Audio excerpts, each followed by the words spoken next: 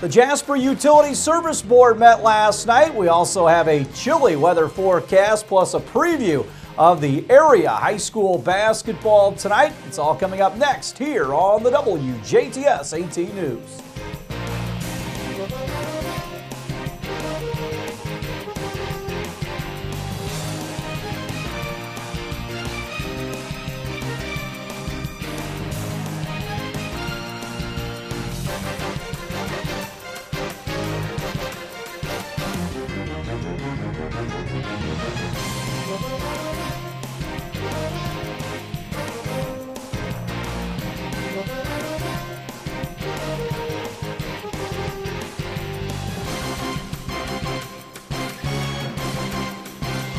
Good evening, I'm Kurt Guxell. Last night, the Jasper Utility Service Board discussed details of its lease agreement with Twisted Oaks Corporation and use of the former adjacent Hydorn property, which the city of Jasper purchased this past year.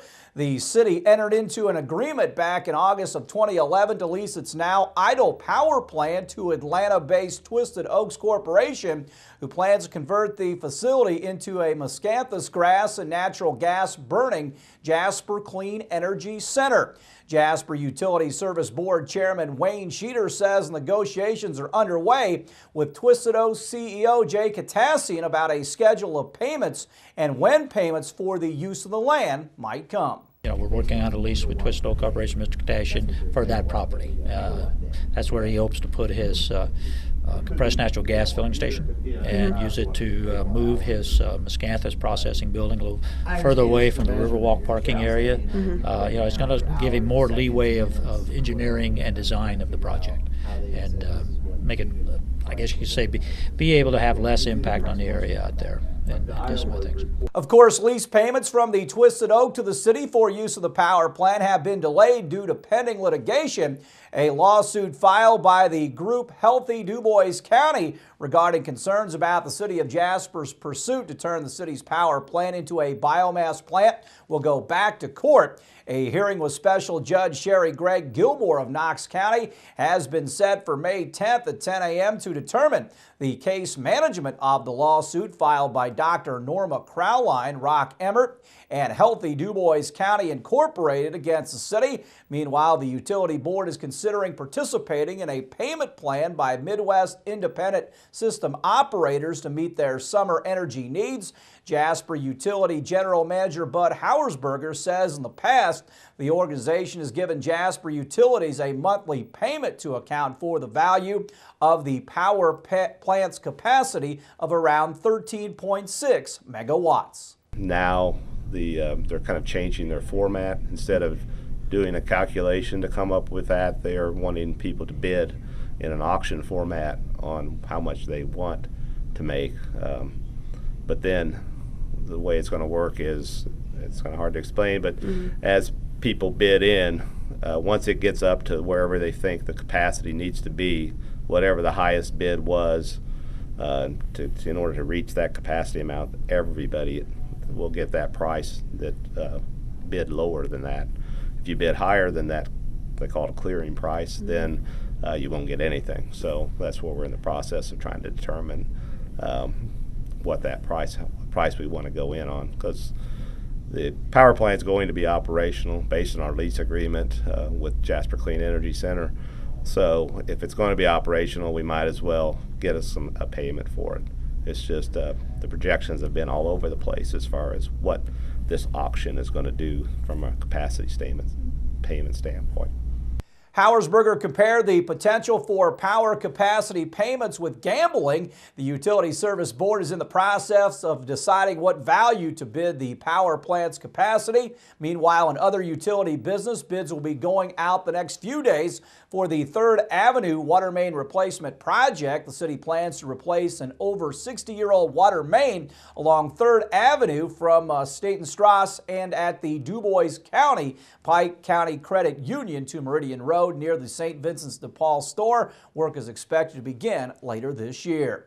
Wastewater Chairman Alex Emmons gave a report on a sewer easement needed for the city's plans to acquire the Jasper Country Club property. Emmons says the sewer line has failed at the facility's clubhouse building recently that's purchased by Alpine Investments under the ownership of the Hanselman family and the Schnitzelbach restaurant. Sheeter says the sewer line may need to be moved.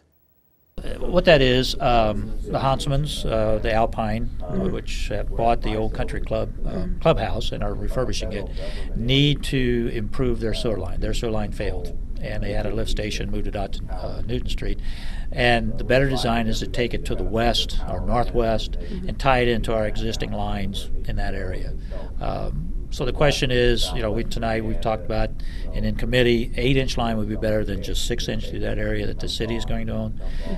But then to get it from there into our system, there's a question that has come up because of a gas line that's there. And we may have to move the sewer line to a different area or so forth. But what basically we said tonight is we're willing to work with Alpine, the Hanselmans, to get that line put in. We know it's important for their business.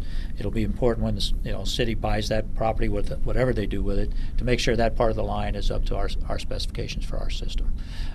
So we're waiting on them to get the engineering and exactly where we're going to go, make sure all the easements are wide enough if we go where the gas is, or if we have to go somewhere else, to work out those details. We know they want to open that facility up as soon as possible, and that line has to be in.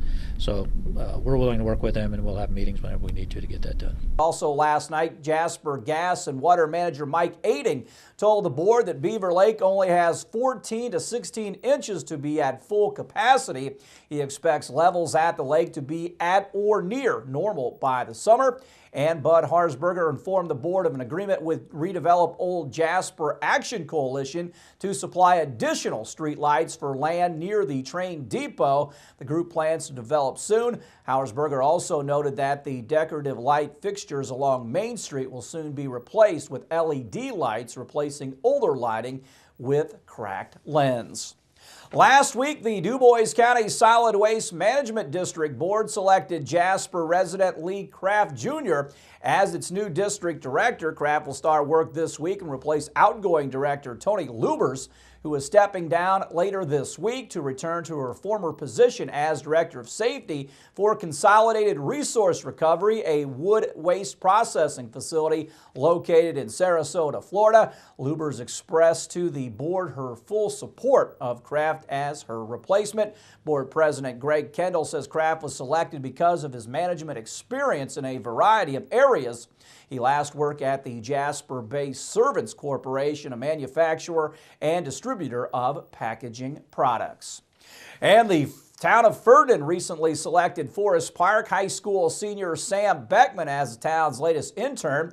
Over the course of his internship, Beckman will work directly under the direction of town manager Mark Stezik till the end of May. Beckman will provide assistance with the Ferdinand Folk Festival this year, website management and oversight during a planned redesign project, and work on other various projects for the town. After graduating this spring, Beckman plans to attend Purdue University in West Lafayette and major in management. The son of Mark and Karen Beckman, Sam has been actively involved in numerous clubs and extracurricular activities at Forest Park, including boys varsity track and field, peers educating peers, boys varsity tennis, youth group, spirit club, and the Beta Club. The town's intern partnership with Forest Park began in the spring of 2008 as part of the Ferdinand Hometown Competitiveness Initiative. For additional information about the town of Ferdinand, you can visit ferdinandindiana.org. Stay tuned. Carrie's up next with our weekly Humane Society feature.